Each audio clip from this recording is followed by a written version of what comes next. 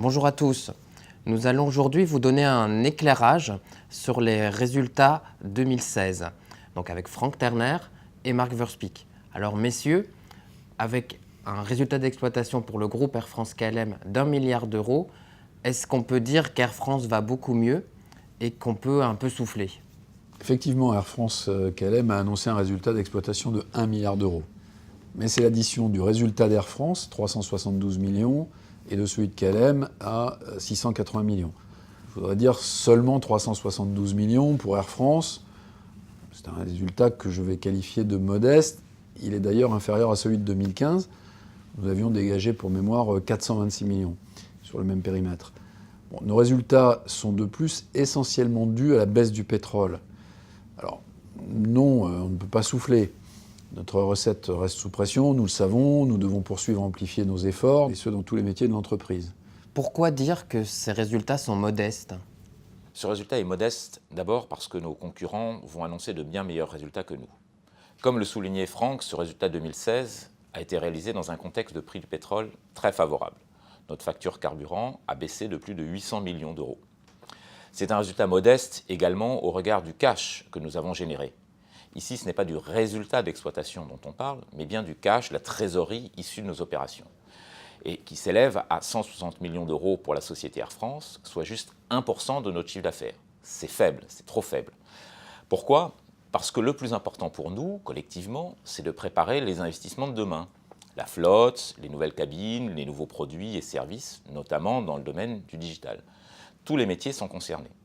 Je rappelle que nous souhaitons augmenter nos investissements pour les passer de 1,1 aujourd'hui à 1,6 milliard d'euros en 2019. Mais cela uniquement si nous savons dégager davantage de résultats et de cash. C'est en cela que l'objectif de 700 millions d'euros de résultats d'exploitation reste d'actualité pour Air France pour financer ces investissements futurs.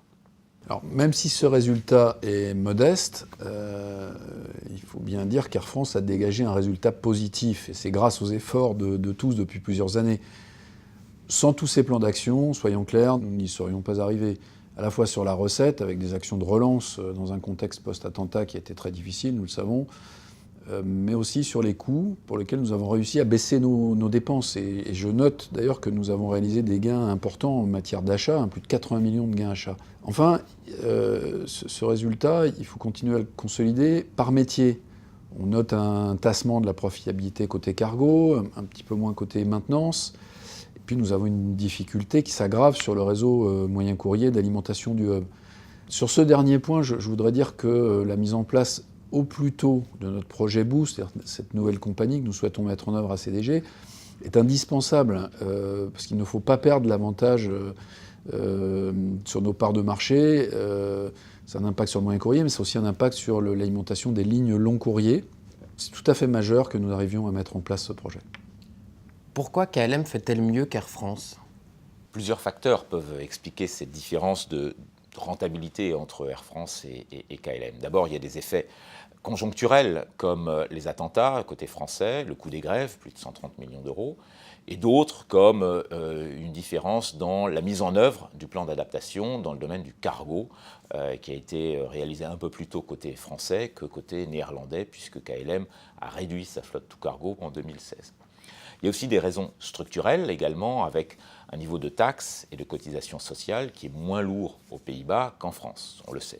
Enfin, l'environnement économique joue un rôle déterminant. La France, c'est notre premier marché, mais il croît moins vite que le Benelux, qui est le premier marché de KLM. Donc nous n'avons pas la même dynamique que nos collègues néerlandais à cet égard. Alors une question que beaucoup se posent, est-ce qu'il y aura un intéressement cette année et si oui, combien? Effectivement, notre résultat d'exploitation est positif, 372 millions d'euros pour le groupe Air France, sensiblement la même chose hors filiale. Donc oui, nous verserons un intéressement. Un peu moins que l'an passé, car nos résultats sont un peu inférieurs, mais je dirais que nous verserons environ 75% du montant que chacun touchait fin mai 2016, et ça interviendra sur les fiches de paye de mai 2017. Dans le contexte incertain que vous venez de nous décrire, comment voyez-vous Air France en 2017 ? Si on regarde nos projections financières, nous n'anticipons pas de rupture de tendance en 2017. Il y aura toujours une pression sur les prix et la recette unitaire, et cela dans tous les métiers.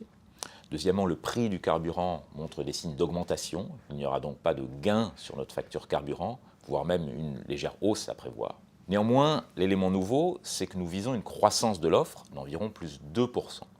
C'est notable, il y a longtemps que nous n'avons pas connu un tel niveau de croissance.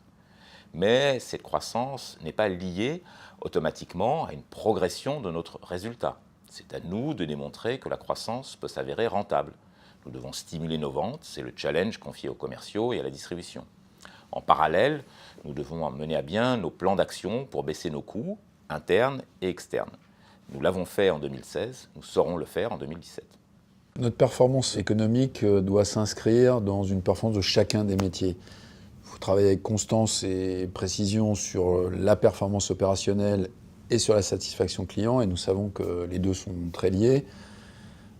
Je pense que si nous savons améliorer dans chacun des métiers ces deux éléments clés, alors notre performance économique sera améliorée.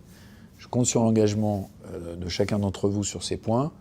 Nous avons de la croissance de l'offre, nous avons des plans d'action ambitieux, un objectif majeur de performance opérationnelle et de satisfaction client. C'est à nous de produire le résultat 2017 afin qu'il soit meilleur que celui de 2016. Ça nous permettra de consolider notre avenir et surtout de financer les investissements dont nous avons besoin demain. Merci beaucoup et à très bientôt.